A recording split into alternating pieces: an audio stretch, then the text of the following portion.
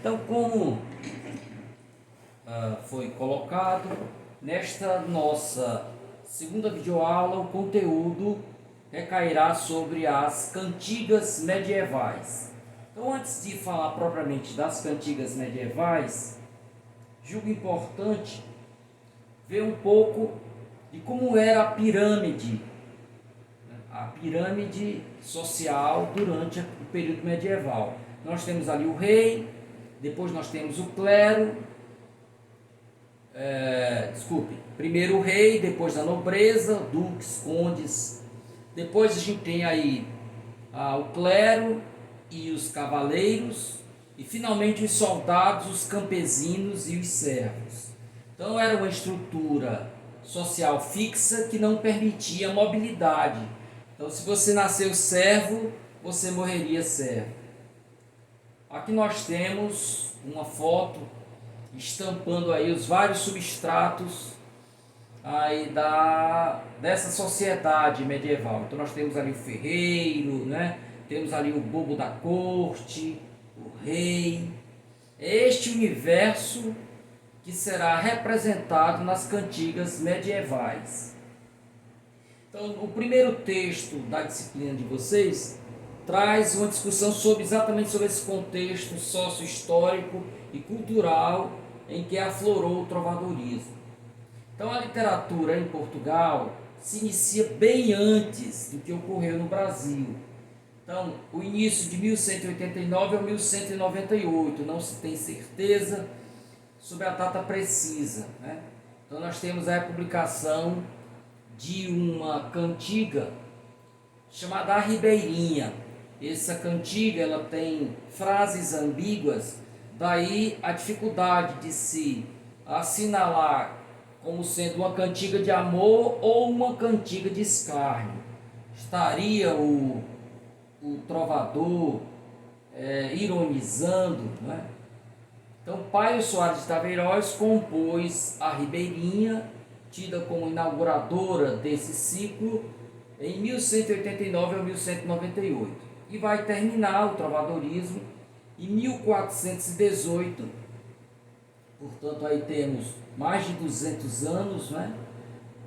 Quando Fernão Lopes é nomeado para o cargo de guarda-mor da Torre do Tombo.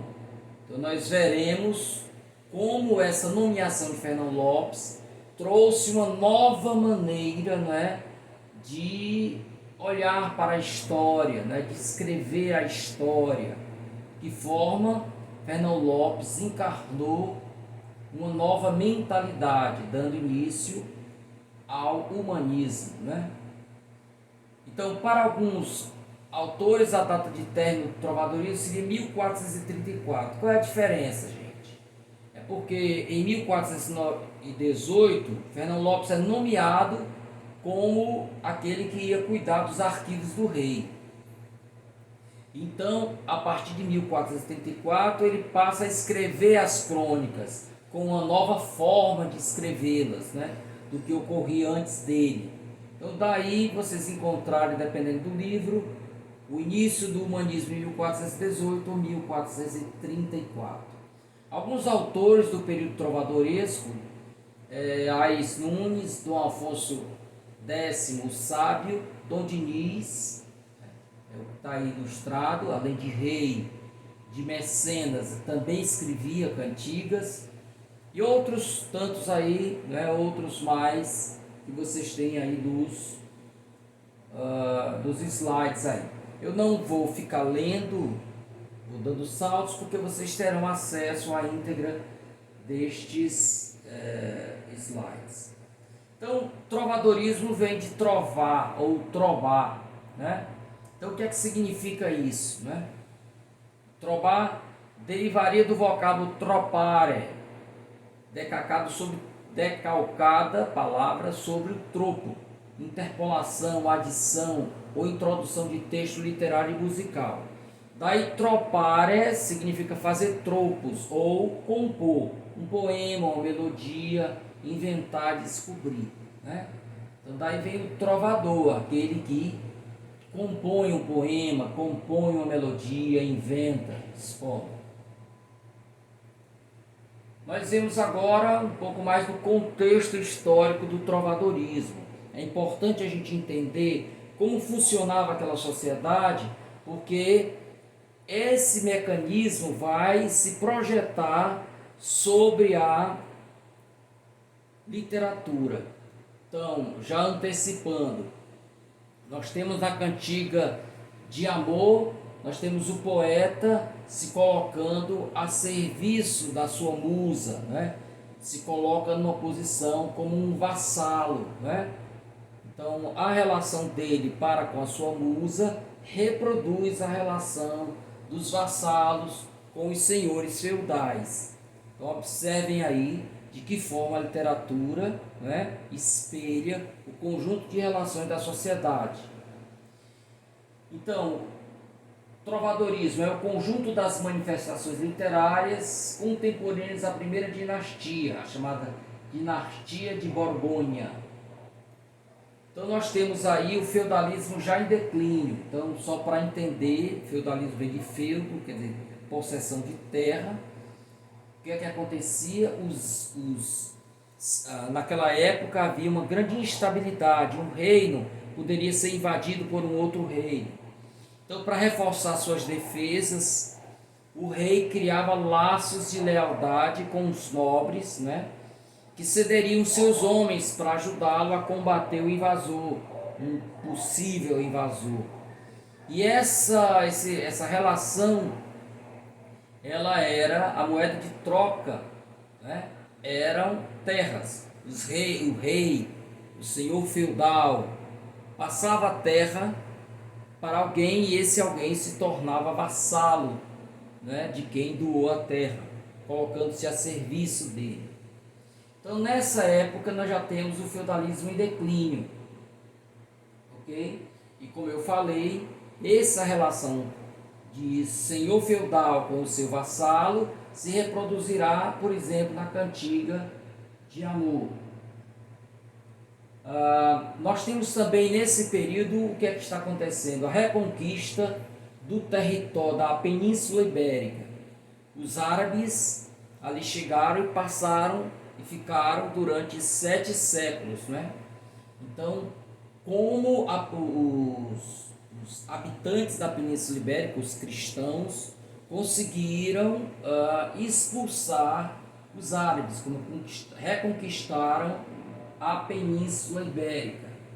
Então, vocês veem, por exemplo, na literatura do período se refletia a ideologia cristã, que vai, logicamente, vilanizar o árabe, né? O muçulmano. O muçulmano será o inimigo a ser derrotado. O espírito das cruzadas vai refletir também essa luta entre cristianismo versus islamismo. Ok? Então, nós temos também nesse período o profundo espírito religioso medieval e teocêntrico, né? Deus no centro.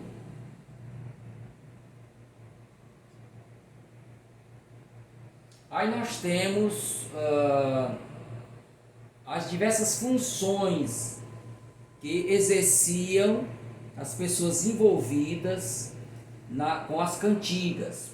Porque as cantigas, elas não apenas eram cantadas, eram acompanhadas de uma verdadeira representação, em que você tinha músicos, né? Os malabaristas, os contorcionistas, os palhaços, de tal forma que representar uma cantiga, né, era uma verdadeira pantomima, quer dizer, um verdadeiro espetáculo. Então, requeria, portanto, a ação de várias pessoas, de vários artistas. E aí eu fiz estes slides exatamente para mostrar a diferença entre cada um deles. Então nós tínhamos o trovador.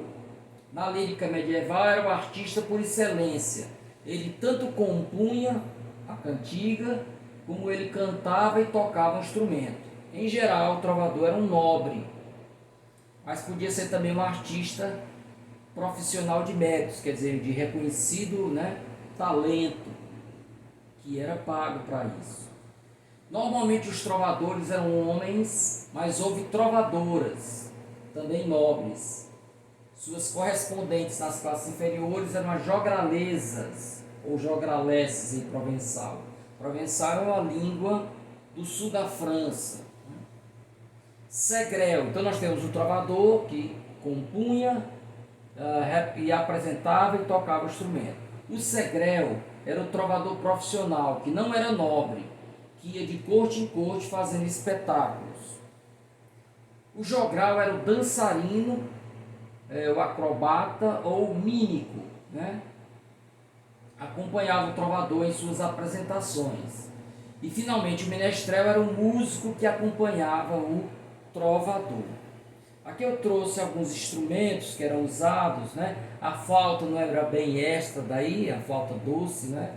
Mas eu trouxe para a gente ver. Nós temos o alaúde, que é um antepassado do violão, tem esse bojo aí, né? O pandeiro, a lira, né? Nós temos aí os tambores também. Então eram vários instrumentos envolvidos na execução das cantigas. Aqui nós temos um quadro representando o tocador de alaúde. E aí uma pergunta interessante. Eu abri esses slides falando da Cantiga da Ribeirinha de Paio Soares de Taveiróis, que em geral nos manuais é a obra colocada como inauguradora do trovadorismo. No entanto, mais recentemente, os pesquisadores passaram a defender que haveria uma canção ainda mais antiga do que a Ribeirinha. Seria uma cantiga chamada Agora Faz Isso o Senhor de Navarra. Quando as cantigas não tinham título, eles colocavam como título a primeira frase da cantiga, né? Então aí traduzindo aí, né, do galaico português para o português, Agora Faz Isso o Senhor de Navarra. Seria uma cantiga que teria vindo anterior à cantiga da Ribeirinha, para que vocês saibam, né, que existe esta discussão. Alguns dos principais trovadores, eu já citei mais rapidamente aí, João Soares de Paiva, que foi considerado o mais antigo poeta em português, com a canção Agora Faz Isso o Senhor de Navarra. Paio Soares de Taveiróis, o autor da Canção da Ribeirinha. Dom Afonso X, o Sábio, rei de Leão e Castela, como sabemos, a Península Ibérica era dividida em reinos, né? Tinha o reino de Leão, o reino de Castela, o reino de Navarra, depois veio o condado portucalense. Então, Dom Afonso X, o Sábio, era rei de Leão e de Castela, de 2 reinos. Era avô de Dom Diniz, escreveu as Cantigas de Santa Maria, nós vamos saber já já o que é isso, né? Dom Diniz, que foi a figura proeminente do trovadorismo português, foi rei de Portugal, foi mecenas, incentivou as artes, né? Também do conhecimento, fundou a Universidade de Coimbra e um dos melhores poetas do período. Martim Codax, sua história é pouco conhecida, mas as poucas composições que nos deixou foram compiladas junto com a anotação musical dos poemas. Aqui uma divisão das cantigas medievais. Então nós temos, de um lado, as cantigas líricas e de outro as cantigas satíricas. As cantigas líricas se subdividiam em cantigas de amor e cantigas de amigo, e as cantigas satíricas se dividiam em cantigas de escárnio e cantigas de maldizer. Então nós vamos ver uma a uma, né? Então as cantigas de amor, elas não nasceram em Portugal, eles vieram com os nobres de Provença, ali no sul da França. Na época havia um hábito de se casarem nobres, né, da Península Ibérica com nobres da Provença. E também a Provença foi um caminho ali por onde passavam as pessoas que iam lutar na cruzada, de tal forma que havia esse intercâmbio, né, cultural. Então as cantigas de amor surgiram na Provença, depois Portugal, deu a ela um verniz muito próprio. O eu lírico é masculino, quer dizer, a pessoa que fala dentro do poema é um homem. Em geral, ele se dirige a uma mulher que a chama de minha senhor. A palavra senhor era usada tanto para o masculino quanto para o feminino. O que variava era o possessivo. No caso, aí minha, né? Minha significa minha senhora. As cantigas de amor vão representar ali o castelo, né? A nobreza. E eram poemas que seguiam um padrão, né? Então, a mulher que era decantada, a musa que era decantada no poema, a cantiga de amor, era sempre alguém, a mais bela, a mais bonita, né? Sempre havia uma idealização. O poeta se colocava a serviço dela, né? Colocava a serviço dela, quer dizer, ele sempre estava numa posição inferior a ela, né? Se colocava a serviço dela. E muitas das vezes ela não correspondia a esse amor, e daí o sofrimento. A palavra coita significa sofrimento, daí a palavra coitado, né? Aquele que sofre. Então o poeta sofria, né? Porque não era recebido, né? A sua corte não era recebida, né? Pela sua musa. Há uma interpretação que se faz de que haviam poucas mulheres na corte. Então, em geral, esses poemas eram dirigidos à própria rainha. Daí a condição do poeta inferior à musa, né? No caso, a rainha. E também o cuidado, uma certa tensão em não passar o ponto, né? Em não exagerar na maneira como se dirigia a sua senhora. Aí nós temos um poema escrito em galaico-português. Uma boa parte das palavras a gente consegue entender, outras não. Então por isso eu trouxe a tradução aí embaixo. Quero a moda provençal fazer agora um cantar de amor. Isso é um poema do Dom Diniz. Quero a moda provençal fazer agora um cantar de amor. E quererei muito aí louvar minha senhora, a quem honra nem formosura não faltam, nem bondade. Então, ela é honrada, ela é formosa e ela é boa. E mais vos direi sobre ela, Deus a fez tão cheia de qualidades, que ela mais que todas do mundo. Então aí nós temos, das características que eu trouxe, vocês têm aí esse tratamento dado à mulher como minha senhor. O eu lírico é masculino, a origem provençal fica muito marcada na primeira linha, quero a moda provençal, a expressão do mundo da corte, a idealização da mulher, a vassalagem amorosa. Você só não tem aí a expressão da coita, nem todos os poemas aparecerão, né? Ok? Aqui eu tenho um quadro em que se representa aí a famosa serenata, né? Serenata de amor. Nas cantigas de amigo, aí a primeira diferença em relação às cantigas de amor. O eu lírico é feminino, cuidado com isso. O poeta que escreveu a composição pode ser um homem, mas dentro dele se comporta como mulher. Então não é nenhuma novidade para nós. Por exemplo, você tem Chico Buarque, várias músicas do Chico Buarque que ele assume um personagem feminino. Se acaso me quiseres, sou dessas mulheres que só dizem sim. É o que diz a música dele, Folhetim, né? Então a mulher fala dentro do poema, enquanto na cantiga de amor quem fala é o homem. O tratamento é diferente. A mulher chama o namorado de amigo. Daí vem a palavra se amigar, né? Que se usava muito, no meu tempo pelo menos, né? Fulano de tal é amigado com fulana tal. Então o amigo é o namorado. Ao contrário da cantiga de amor que reflete o universo dos castelos, A cantiga de amigo vai refletir a vida campesina, né? Então, fora dos castelos. O amor, na cantiga de amor, é um amor idealizado, impossível, né? Que não se realiza. É platônico nesse sentido. Já na cantiga de amigo, não. É um amor ou foi realizado, ou realmente eles namoram, ou possível, tá? Simplicidade. Então você tem um menor rebuscamento do que nas cantigas de amor. Paralelismo e refrão. O que é isso? O refrão, nós sabemos, é um verso ou dois versos que vão se repetindo ao longo do poema.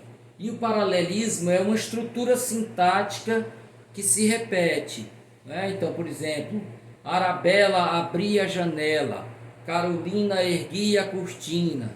Então você tem um substantivo, um verbo, um complemento. Tá? A mesma estrutura sintática da primeira frase é a mesma da segunda. Então vocês têm os paralelismos. A origem é popular, quer dizer, ela não veio de Provença, foi criação na própria Península Ibérica. Então nós temos aí um cantar do Martim Codax. Ondas do mar de Vigo, se viste meu amigo, e ai Deus, se berra cedo. Quer dizer, queira Deus que ele venha cedo, que ele venha logo. Ondas do mar levado, se viste meu amado, e ai, que ele venha cedo. Então o que é que vocês têm aí? Ondas do mar de Vigo, lá em cima, ondas do mar levado. Eu tenho um paralelismo. A estrutura sintática, você tem uma frase que você vai trocando palavras, mas mantém a mesma estrutura sintática. O mesmo ocorre nas outras frases. E ai Deus, se berra cedo, o refrão, é a palavra que vai se repetindo. Uma das características também das cantigas de amigo é exatamente esse sofrimento da amada, porque o seu amado está longe. Então ela sofre por ele estar longe. E aí esse sofrimento dela é expresso para uma amiga, para a mãe, ou para elementos da natureza. No caso ela fala com as ondas do mar de Vigo, né? Vigo é uma cidade lá da Península Ibérica. Então ele vai se, a mulher, o eu lírico feminino vai se dirigir lamentando, né, pedindo a ela: você viu meu namorado, ondas do mar de Vigo? E por que ele estava longe? Ele estava longe ou porque ele saiu para a guerra, ou porque ele saiu em viagem, geralmente de negócios, né? Então ela canta essa distância, esse sofrimento marcado pela distância. Interessante que quando se fala em cantiga de amigo, é importante dizer que não existia só um tipo de cantiga de amigo, você tem subdivisões aí, né? Então você tem um tipo de cantiga de amigo chamado alva ou alba, né? São as cantigas em que aparece o tema da alvorada. Depois de uma noite de amor, né? O amado vai ao romper do dia embora e ela lamenta, né, ao nascer do dia, que ela agora esteja só. A bailia ou bailada são cantigas de amor compostas para ser cantada e dançada.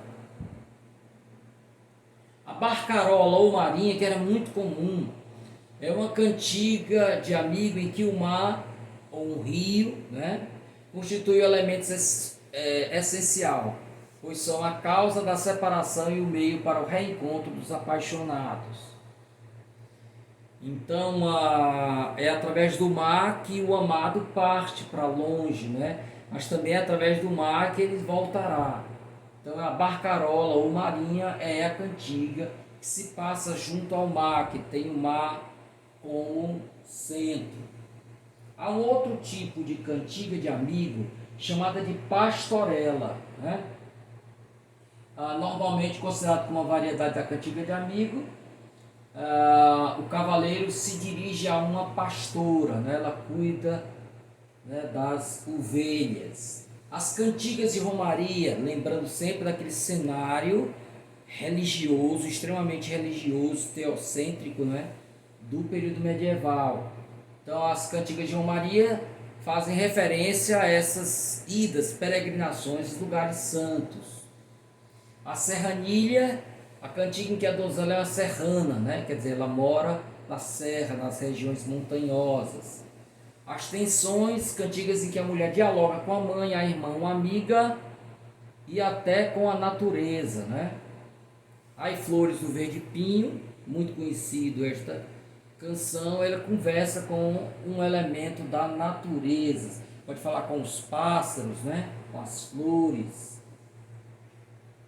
Nas cantigas de amigo, alguns elementos são muito constantes aí, né? Eu trouxe alguns símbolos, a fonte, o alvorecer, as flores, as ondas, o vento, esses elementos todos que compõem esse cenário do campo, campesino. Então, cantigas de amor e de amigo, diferenças, né? Isso aqui está em um dos cancioneiros, nós deveríamos tratar daqui a pouco sobre eles. Então, em um dos cancioneiros, o autor distingue a cantiga de amor e de amigo. E como há algumas cantigas em que falam tanto eles como elas, quer dizer, o meio lírico tanto é masculino quanto feminino, por isso é importante que entendais se são de amor ou de amigo. Porque se falam eles na primeira cobra e elas na outra, é de amor, pois move-se segundo a argumentação dele. E se falam elas, então é de amigo. Ok?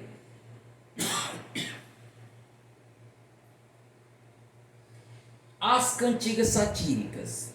Ao contrário das duas primeiras, que são líricas, as cantigas satíricas têm um outro objetivo: escarnecer,